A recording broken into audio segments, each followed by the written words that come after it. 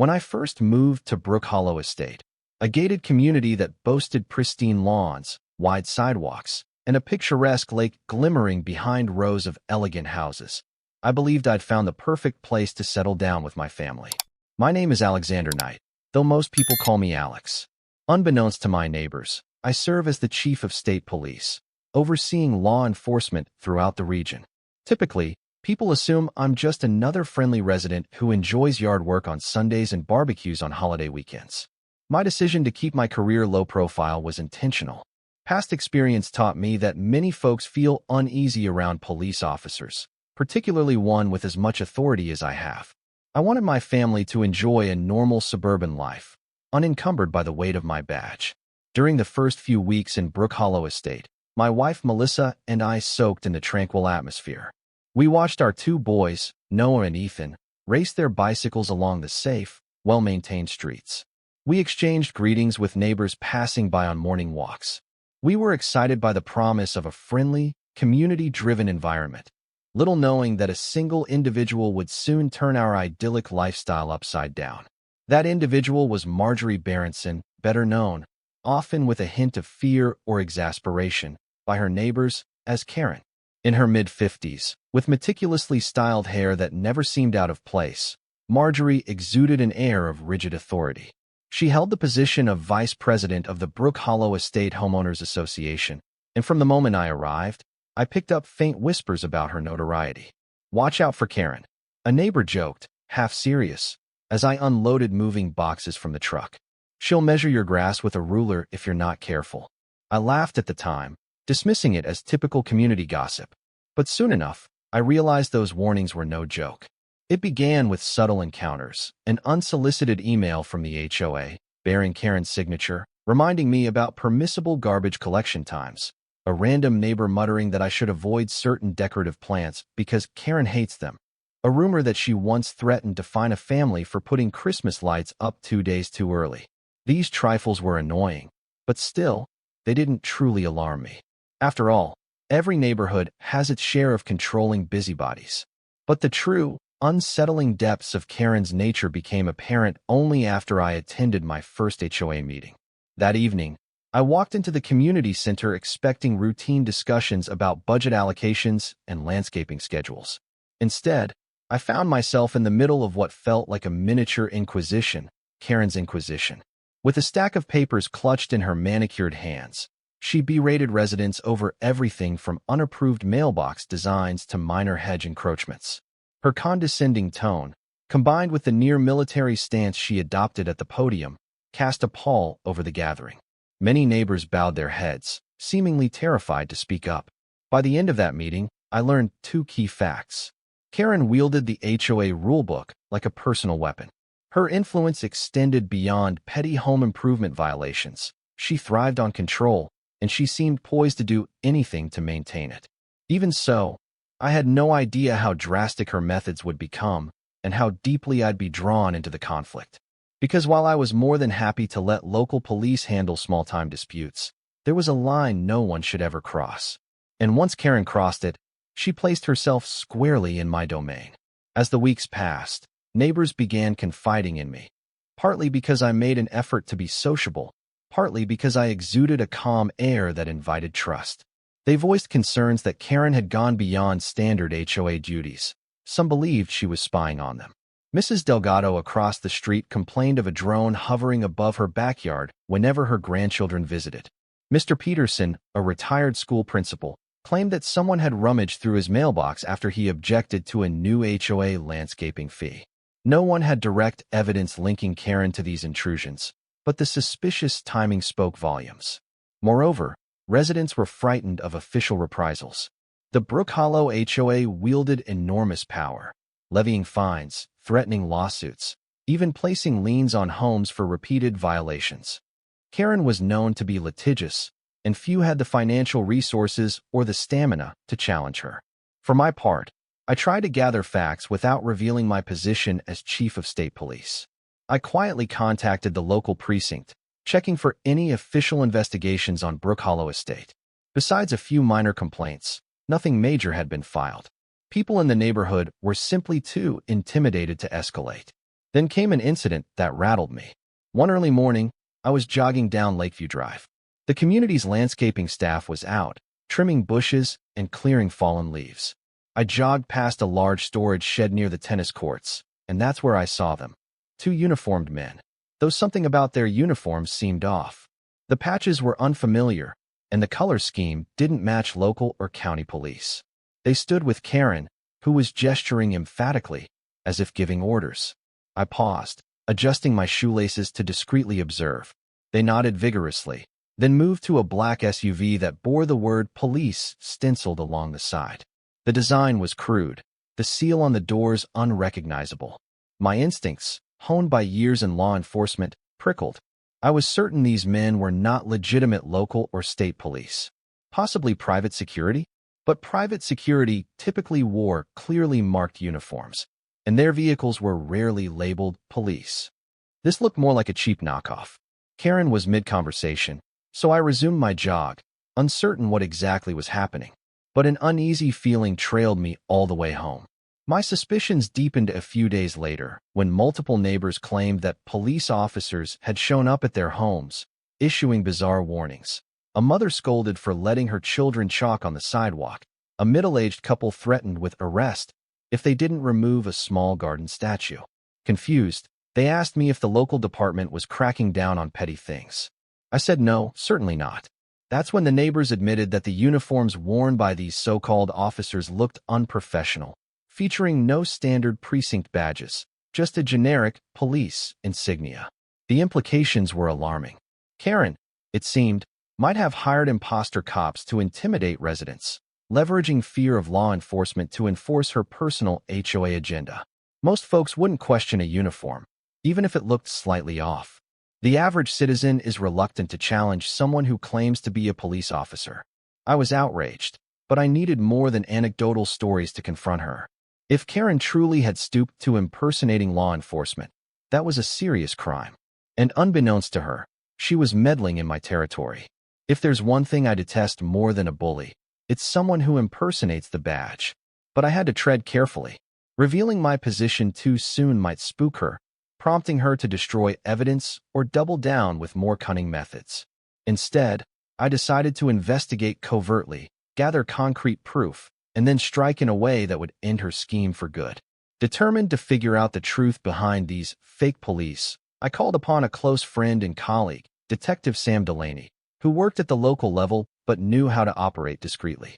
We met in a quiet diner just outside Brook Hollow Estate's gates, away from prying HOA eyes. I explained my suspicions, how Karen's men wore suspicious uniforms, how they threatened residents over trivial HOA infractions. Sam frowned. "Impersonating an officer is a felony in our state," she said firmly. "We'll need solid proof, photos, recordings, or the actual men in uniform. Then we can proceed with arrests." We devised a plan. Sam would pose as a prospective homebuyer touring the neighborhood. She'd casually record on her phone if she encountered these so-called police. Meanwhile, I'd continue to blend in as a friendly neighbor, quietly gathering any documentary evidence, video doorbell footage, for instance. Many people in Brook Hollow had cameras at their front doors, capturing visitors. If the imposters appeared, I'd encourage neighbors to share the recordings, promising anonymity if needed. For nearly a week, Sam strolled around Brook Hollow Estate at different times, occasionally knocking on doors to ask about local property values or crime rates. She introduced herself to me on the sidewalk as if we were strangers, so no one would suspect we were collaborating. Meanwhile, I circulated around the neighborhood, mentioning how friends of mine were looking to buy. My aim was to lure these fake cops into confronting Sam, hoping she'd capture them in the act. It took time, but our patience paid off. One afternoon, Sam texted me, "They're here." I rushed to the corner of Oak Ridge and Pine Terrace, where I found Sam standing calmly outside a vacant home for sale. Two men in questionable police uniforms were on the driveway, a black SUV parked nearby. The word police was taped across the back windshield, as though a makeshift label had been slapped on. I hovered a block away, partially hidden behind a line of hedges, phone in hand. Sam, camera discreetly running, engaged the men. She pretended to be naive, asking if there'd been any trouble in the area. One of them replied in a gruff voice, We're under contract with the HOA to maintain order. Residents must comply with local statutes. If you move here, be aware that we have strict guidelines. Sam played along. Oh, like what? The second man, shorter and sporting a suspicious half-grown beard, muttered, any graffiti, landscaping violations, unsanctioned gatherings. Those can lead to arrest. He gestured at Sam's phone. Better not film this, ma'am. I stiffened, ready to intervene if things turned ugly. But Sam, ever the professional, apologized sweetly and pocketed her phone, though it kept recording audio. The men repeated their spiel about how this community has its own policing standards and how any sign of noncompliance would be handled severely. They claimed to have a direct line to the local court system, which was, of course, complete nonsense. I captured clear video of their SUV, their faces, and their laughable attire. Once they left, Sam and I reconvened at a safe spot, our hearts racing. We'd documented enough suspicious behavior to confirm these men were not legitimate officers, but we still needed something connecting them directly to Karen, proof that she'd hired them with full knowledge of their imposture. That link came from an unexpected ally, Michael Underwood, a timid accountant who lived on the next street. He was one of the first neighbors I'd met, a soft-spoken man who often felt overshadowed in HOA meetings. He cornered me one evening, shaking with nerves, and asked to speak privately. She threatened me, he whispered. Karen threatened me with arrest if I don't pay double HOA dues. She said it's a new pilot program for community improvements, but I can't afford it. And these men showed up at my door, wearing fake uniforms, warning me I could go to jail if I didn't cooperate. My blood boiled, though I kept my composure. Do you have any record of this conversation? He nodded, wringing his hands. I set up a hidden camera in my foyer after I saw them harassing my neighbor. They rang my bell and forced their way in. I told them I was alone, but my phone was actually recording from a side table. That footage could be the smoking gun, if it showed them making threats under the guise of official police authority. When he handed me the flash drive, I thanked him fervently. I wanted to reassure him that real justice was coming. But for now, I only told him to keep quiet for his own safety.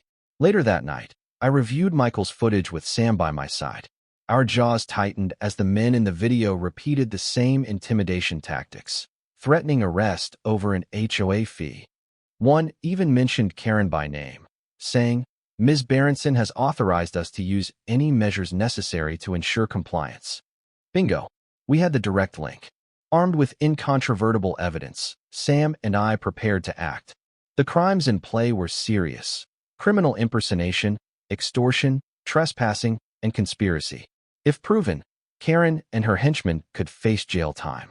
I'd typically let local law enforcement handle such a bust, but given Karen's brazen attempt to usurp police authority and her complete ignorance of who I actually was, I felt personally compelled to lead the operation. To coordinate our plan, I discreetly contacted my command center at state headquarters.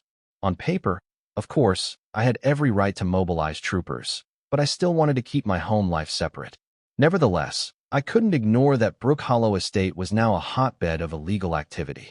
I also worried about one practical concern: jurisdiction.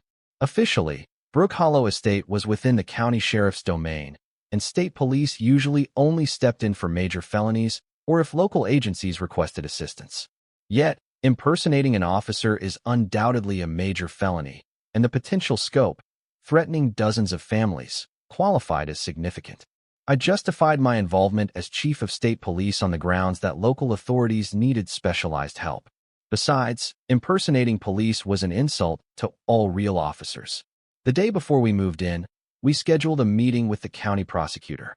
Sam and I laid out all the evidence: the dashcam-like phone footage, Michael's hidden camera recordings, statements from multiple neighbors. The prosecutor's eyes narrowed. You're telling me the Brook Hollow HOA vice president is orchestrating an entire fake police unit? Exactly, I replied. We believe she's effectively extorting residents, particularly vulnerable ones, through intimidation. She's using an illegal private force to enforce her personal version of the law. The prosecutor frowned. We'll need a coordinated sting. If we can catch them making threats, brandishing phony badges, or referencing false authority, the case is ironclad. That was precisely what we intended. I offered a plan: Sam would request an in-person meeting with Karen, claiming she wanted to buy a house in Brook Hollow Estate, but had questions about community rules. Sam would mention she had concerns about unauthorized garden gnomes or decorations. We hoped Karen would brag about her private police and perhaps even summon them on the spot for demonstration. Meanwhile, I'd set up surveillance from a safe distance, backed by a small team of state troopers who'd remain inconspicuous until we had the needed evidence.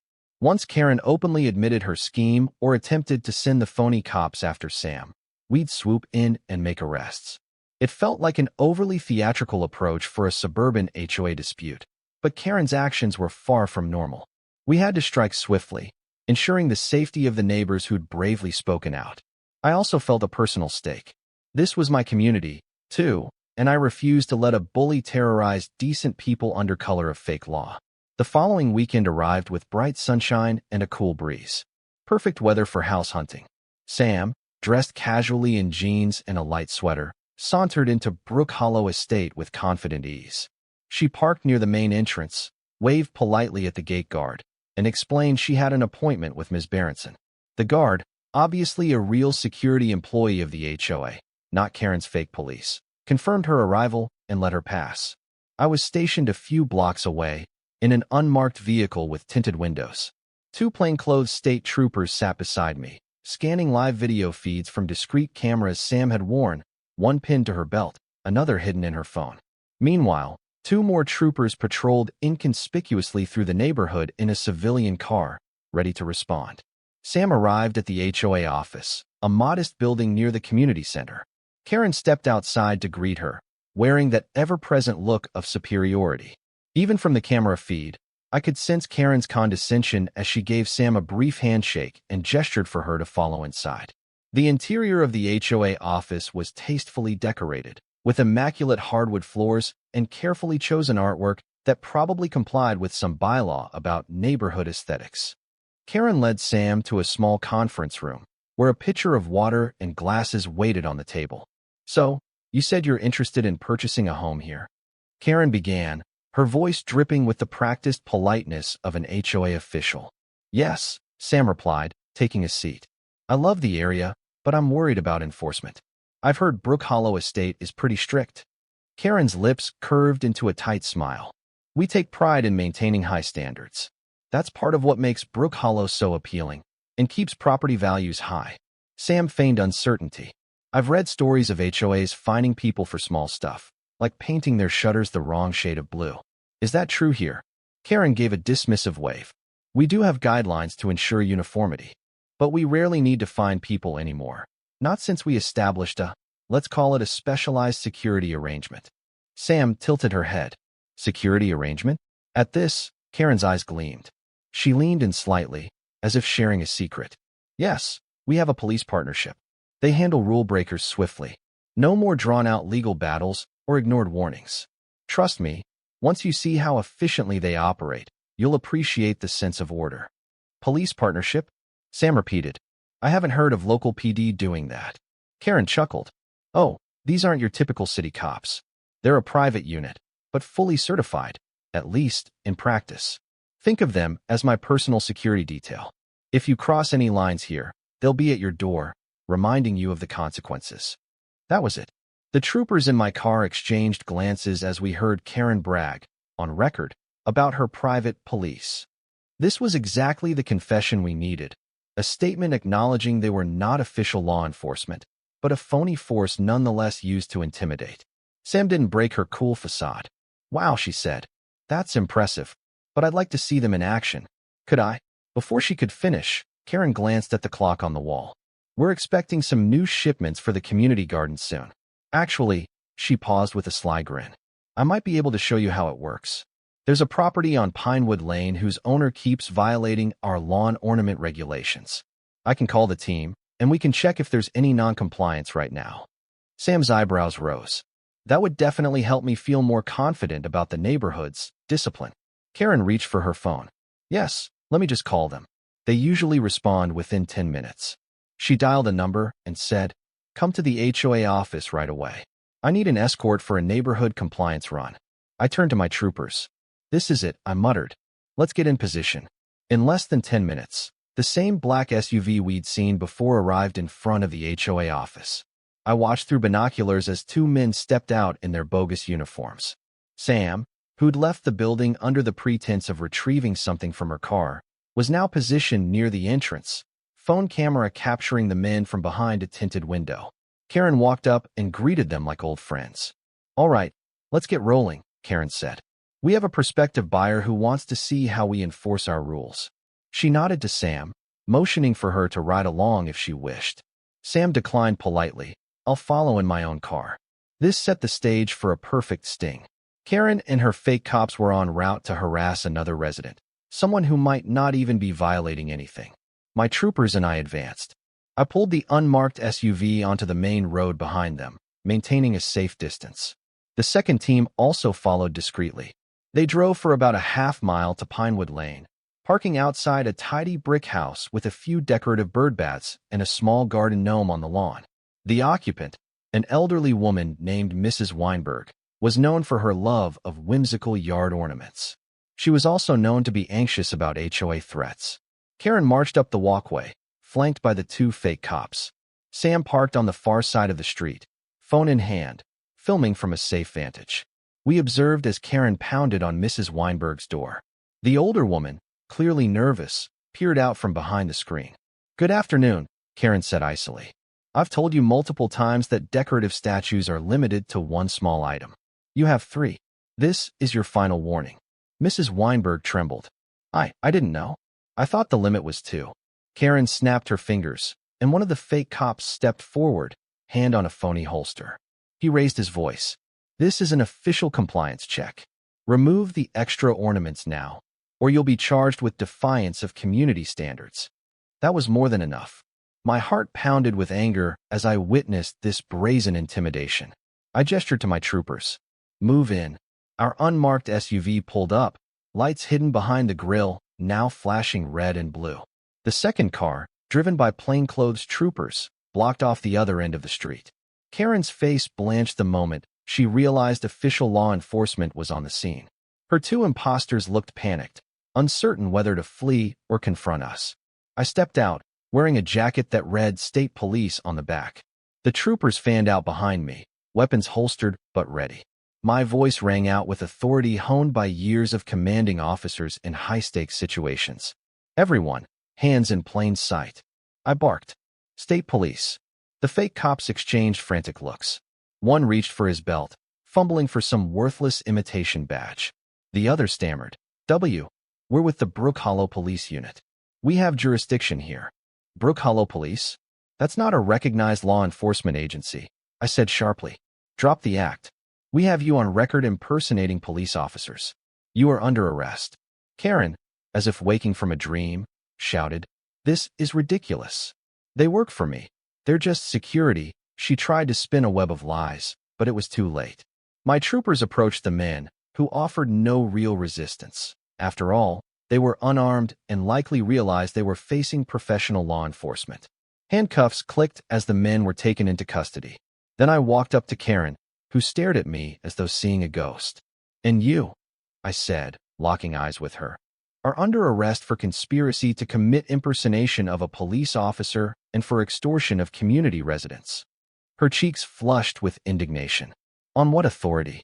I pulled out my badge, the one that read Chief of State Police. Her eyes widened in shock, realization dawning like a harsh sunrise. The man she had presumed was just a mild-mannered neighbor was in fact the highest-ranking state law enforcement officer. She reeled back as though slapped, her composure crumbling. You're a policeman?" she murmured, voice trembling with disbelief. I gave her a mirthless smile. "Indeed. And you try to use bogus cops to bully an entire neighborhood. That's not just immoral, it's illegal." Karen tried stammering a defense, claiming ignorance, but the troopers had ample evidence to refute her every excuse. They recited her Miranda rights, then secured her hands behind her back. The entire neighborhood was beginning to gather at a respectful distance, many in pajamas or casual clothes. They watched as the dreaded HOA Karen was led to an official police cruiser. Sam caught my eye from across the street, giving me a discreet thumbs up. Mrs. Weinberg, trembling, approached to thank me with tears in her eyes. I placed a reassuring hand on her shoulder, promising that the intimidation was over. In the hush that fell over Pinewood Lane, only the hushed murmurs of stunned neighbors and the crackle of radio chatter broke the silence. The unthinkable had happened. Karen's reign of terror was ending, thanks to the very law enforcement power she had tried to imitate. Word spread like wildfire. By nightfall, the entire Brook Hollow estate knew Karen had been arrested. The official charges included criminal impersonation of a peace officer, extortion, fraud, and conspiracy. The two men she hired faced charges for impersonation and participating in an organized criminal scheme. Over the next few days, the legal storm raged, with local and state media outlets picking up the sensational story. HOA vice president accused of hiring fake cops. Reporters scrambled to interview residents. Many described the fear they'd felt under Karen's tyranny, the bizarre demands for extra fees, or immediate compliance with minor regulations. Others expressed relief that the imposter police were gone. Footage of the black SUV, with its tacky police stenciling, played on repeat in local newscasts. Naturally, the real Brook Hollow estate HOA scrambled to distance itself from Karen. The board issued an emergency statement claiming they had no prior knowledge or approval of her clandestine arrangement. In truth, a few board members had suspected she was crossing lines, but never guessed she'd escalate to this extent. They quickly convened a meeting to remove her from her post and dismantle any remnants of the private policing she initiated. During my own quiet evenings at home, I reflected on how bizarre it was that this fiasco happened in such a seemingly idyllic place. Our tranquil suburban retreat had morphed into a stage for brazen criminal acts.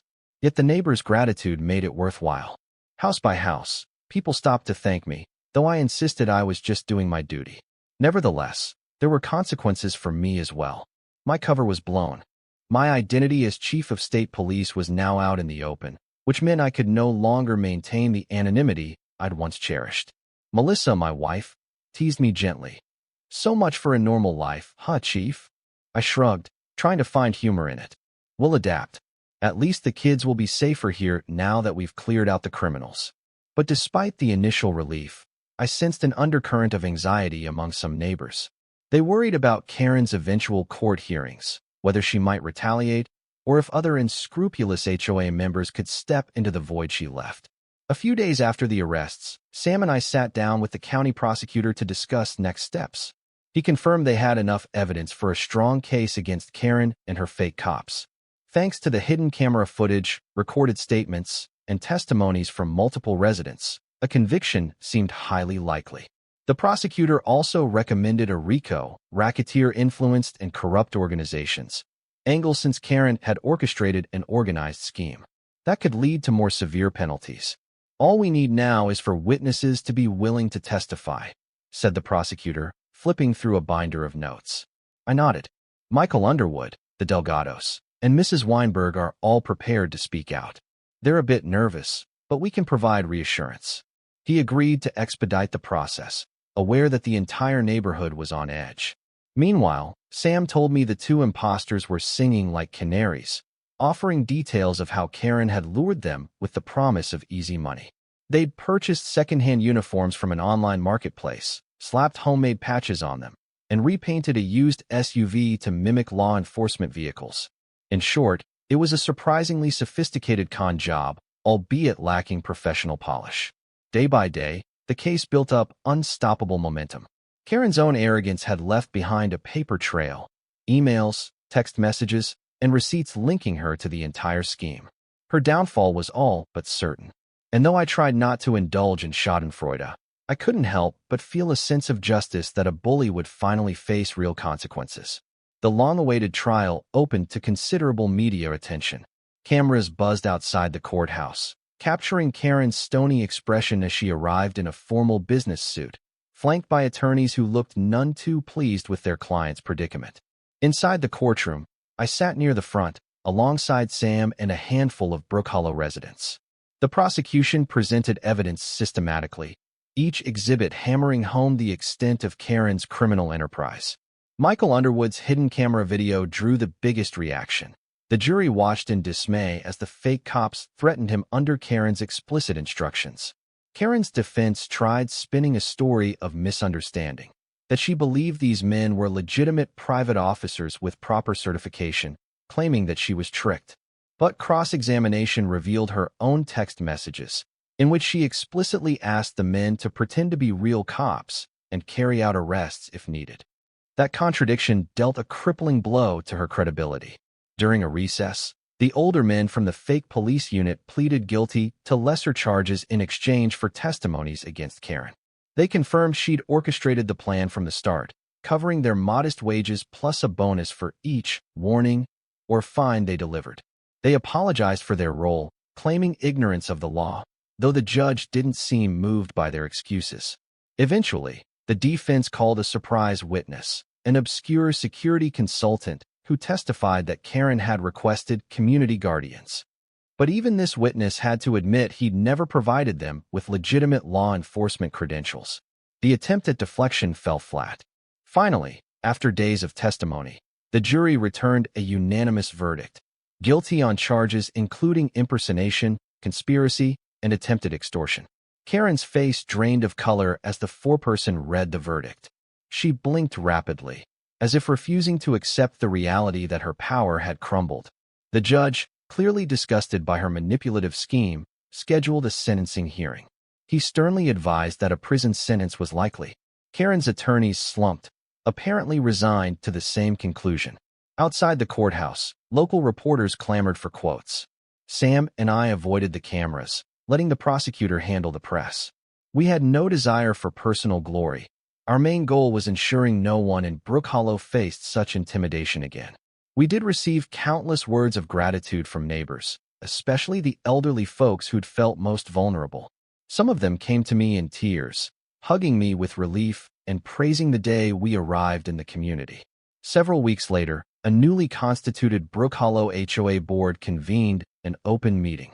The board members had replaced Karen with a moderate president who favored transparency and resident input. They invited me, and the entire neighborhood, to discuss ways to prevent future misuse of HOA power. At first, I worried that my presence might intimidate people, since they now knew I was the chief of state police. But the meeting turned out to be surprisingly positive. Neighbors spoke freely about how they wanted the HOA to focus on real community improvements, better playgrounds, well-maintained walking trails, events that nurtured friendship rather than fear. The board promised regular audits, establishing clear channels for complaints, and severely limiting the HOA's ability to levy fines without proper arbitration. I felt a certain optimism in the room. Brook Hollow Estate was no longer overshadowed by Karen's tyranny. Instead, residents had discovered a renewed sense of unity, determined to ensure no one else could exploit them again. A week later, Karen's sentencing hearing took place. She received multiple years in state prison, a heavy fine, and mandatory restitution to the neighbors she extorted. Though that result might seem harsh for an HOA matter, her crimes weren't petty bureaucratic slip-ups. They were felony impersonation and intimidation. The judge's stern approach sent a strong message to anyone who might consider following in her footsteps. Life in Brook Hollow Estate gradually returned to normal. We had block parties where neighbors laughed together instead of whispering rumors. Our kids played on the sidewalks without fear of some bogus policeman yelling at them for drawing chalk pictures. It felt like the community we'd all hoped for when we first moved here. A few days after the sentencing, I was strolling with Melissa and the boys by the lake, the sun shimmering on the water's surface. She squeezed my hand, smiling. "I'm proud of you," she said simply. I chuckled. "For doing my job? For doing what was right. Here, in our home. You could have ignored it, hoping local police would step in. But you didn't." I shrugged, gazing at the calm ripples on the lake. I guess I realized that if someone like Karen gets away with such blatant criminal behavior, it sends a terrible message, especially to the kids. They need to know bullies can be stopped. Melissa nodded. Noah and Ethan raced each other to the shoreline, their laughter pure and bright. A sense of peace washed over me, seeing them carefree in this once troubled neighborhood. I protected them, and protected all the innocent residents who wanted only to enjoy their suburban sanctuary in peace. Just then, a new neighbor passing by recognized me. "Good evening, Chief," he called, tone friendly.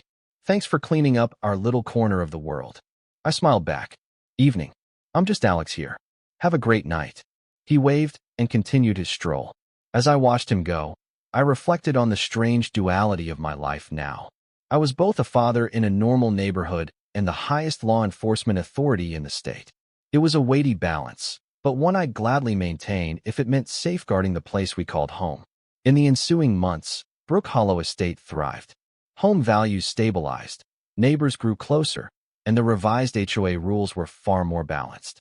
The new board introduced community enrichment programs, movie nights on the lawn, gardening clubs, and volunteer days to help maintain the lake area. The tension of Karen's era dissipated like a bad dream. Meanwhile, the criminal case concluded definitively. Karen's appeals failed, and her co-conspirators faced their own sentences. Most residents moved on, though they did occasionally shake their heads in disbelief that such a scheme had ever existed. Some half-joked about writing a book titled The Fake Cops of Brook Hollow, certain it would sound too far-fetched to be true. Despite the initial shock of having my cover blown, I found that living openly as the chief of state police offered its own perks. Neighbors felt secure, and any potential troublemakers thought twice before acting up. Still, I cherish my privacy. In time, they saw me less as a looming authority figure and more as a friendly helper who happened to be in law enforcement. One crisp autumn afternoon, my family hosted a barbecue in our backyard. One of those big, neighborly get-togethers reminiscent of simpler times. Sam came by, bringing homemade dip. Michael Underwood arrived with his wife, both smiling widely, their stress lines softened by relief. Mrs. Weinberg ambled in with a tray of cookies, proud to report that her birdbath collection remained intact. We feasted on grilled burgers, hot dogs, and fresh salads. The kids played tag, squealing in excitement. Soft music drifted across the yard. At one point, Sam raised her glass of lemonade for a toast. "To all of us," she said, "for standing up against a bully and restoring this community's peace." "Here, here," the crowd murmured, clinking cups and sharing a warm laugh. I gazed around at the circle of relieved, happy faces, people who'd once been terrorized by a power-hungry HOA tyrant but had discovered unity in resisting her. It struck me how precarious peace can be, how easily fear can take root when left unchecked, but also how strong a community becomes when it finds the courage to push back. Melissa slipped her arm around my waist. "We did it," she whispered. I simply nodded, unable to hide my grin. Yes, we had done it. The story of Karen, the infamous HOA enforcer who hired fake police, would be remembered as a cautionary tale in Brook Hollow Estate. But it would also be remembered as the moment neighbors united under the true rule of law. And that, I realized, was the happiest ending we could have hoped for.